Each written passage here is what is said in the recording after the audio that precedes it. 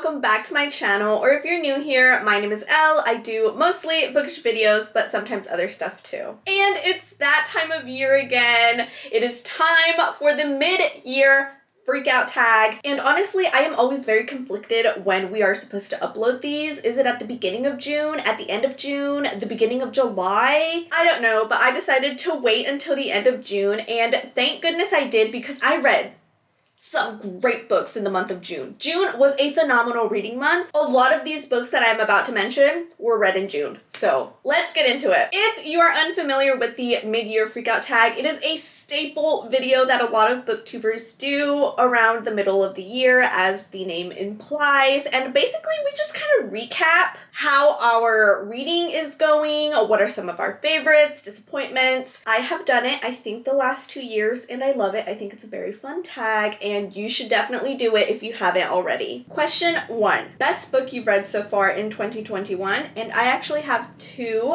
favorites this year. The first one is Perfect on Paper by Sophie Gonzalez, and this follows Darcy Phillips, who gives relationship advice out of Locker 89, which has not been in use for several years. And the catch is that no one knows that Darcy is who runs Locker 89. And Darcy intends on keeping it that way because she did a not so nice thing with her best friend Brooke. Darcy is in love with Brooke, and so she used Locker 89 to maybe sabotage Brooke, but that runs the risk of being exposed when her classmate Alexander catches her retrieving letters from Locker 89. He then blackmails her into helping him get his ex-girlfriend back, which Darcy thinks this should be easy. He's dated her once. It should be easy getting her back, right? And honestly, I just loved the warm, fuzzy feelings that it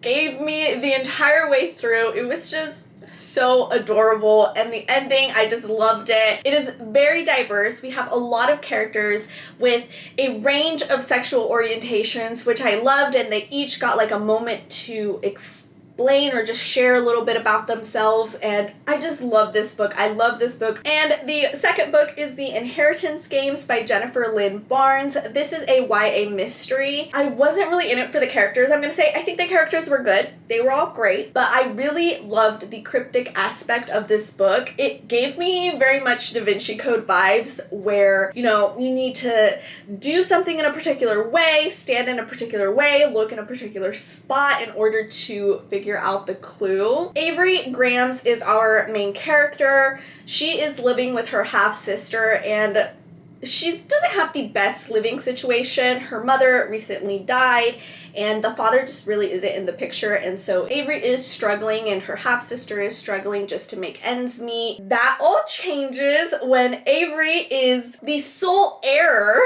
of like $1 billion estate, except that Avery never knew the dead guy that inherited her billions of dollars. And obviously the dead guy's family is not having it. I mean, this girl shows up out of nowhere and suddenly she's a billionaire. What is going on? So obviously there's a lot of tension, and Avery's got a huge old target on her back. The way that the mystery unravels, I just think it was done really, really well. Question 2, best sequel you've read so far in 2021. And honestly, I haven't been reading a lot of sequels. I'm just picking up a lot of standalones or just first books in a series. But I did find Morning Star by Pierce Brown. This is the 3rd book in the Red Rising series. It was so explosive. It was so much was happening, which honestly, books 1 through 3 of the Red Rising series, they are just all just so wild. The adrenaline was pumping in my veins. My mind was blown the entire way through this book. Question 3, new release you haven't read yet but want to. Any of the new releases that I was anticipating for the first half of the year, I've read. So as of right now, there's nothing that I'm needing to read.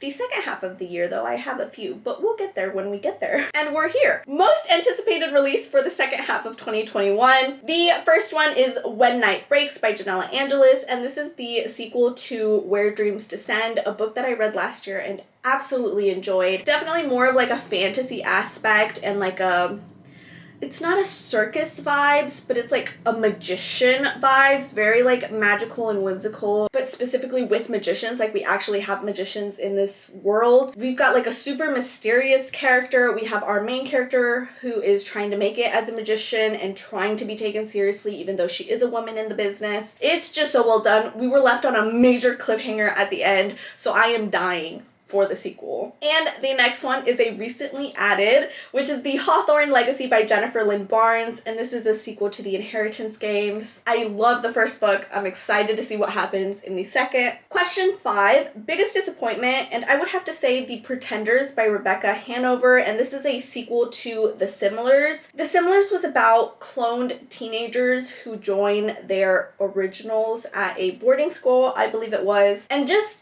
some shady stuff starts happening, and of course everyone is quick to point the finger to the similars, the clones. So the first book I think was amazing. I think it was because we were first revealing everything and figuring everything out about the clones, the similars. And then the sequel, The Pretenders, was so convoluted. It was such a mess. It was really hard to follow along with what the heck was happening. That was a really big disappointment. Question 6, biggest surprise. Nothing really.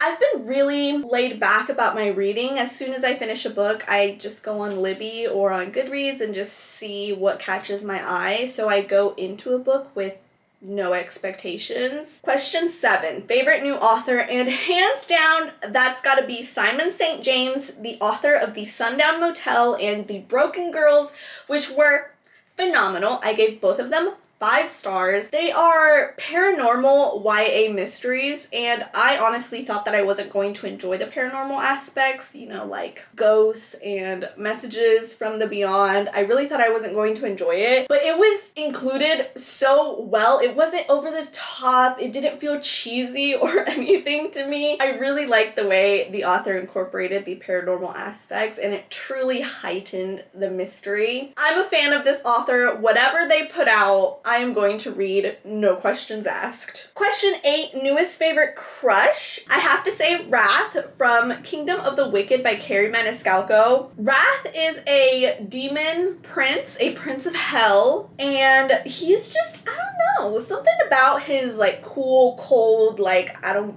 give any, you know, like I just don't care, like that kind of demeanor, but he's got that like soft, caring undertone. There's something just very alluring about that. So I would have to say Wrath from Kingdom of the Wicked. Question 9, newest favorite character, and I am sad to report that I don't have a new favorite character. I've read some really great books with really great characters, but there's not been one that has stood out to me at all. Next, book that made you cry. And this is another one that I read very recently, and it is The Mirror Season by Anna Marie Michelmore. But The Mirror Season is about 2 characters, a guy and a girl, and they are sexually assaulted the same night. The only difference being that he does not remember anything that happened, and she remembers absolutely everything. And so the book talks about how they are put in each other's path and deal with the fact that he doesn't remember what happened to them while she's like being destroyed inside.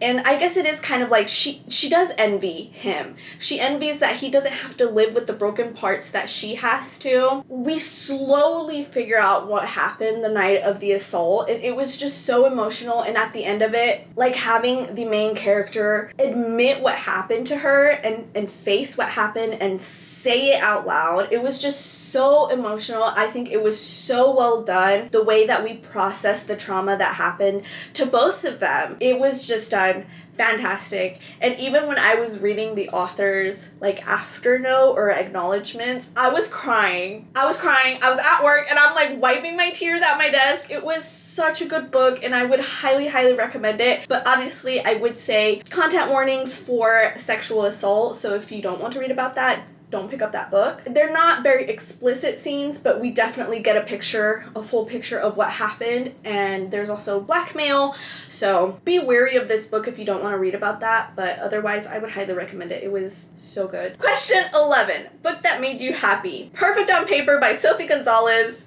It was just the right amount of cuteness and drama, and it almost, not quite there, but it almost gave me You Deserve Each Other vibes in the sense of how giddy I was when I finished this book. Question 12, most beautiful book you bought so far this year. Does my Fairy Lou Iron Fey Deluxe set count? Those books are stunning. The most beautiful books I own. And if you haven't seen that unboxing, I will link it up in the cards because you need to see these covers. They are stunning. Beautiful. And then question 13, what books do you need to read by the end of the year? Anything on my physical TBR, because so far I have only read a handful of them and I have way too many unread books sitting on my shelves. That's my goal. Hopefully I will be able to get through at least half of my physical TBR, but don't hold your breath. And that's it to the mid-year freakout tag. A lot of great books. I'm honestly reading so many books this year and I am so happy. Having a library card honestly changed the game. And if you do not have a library card, do yourself a favor and get one. I promise it will change your reading experience. Thank you so much for watching. Please give this video a big thumbs up if you enjoyed it. My name is Elle. How is it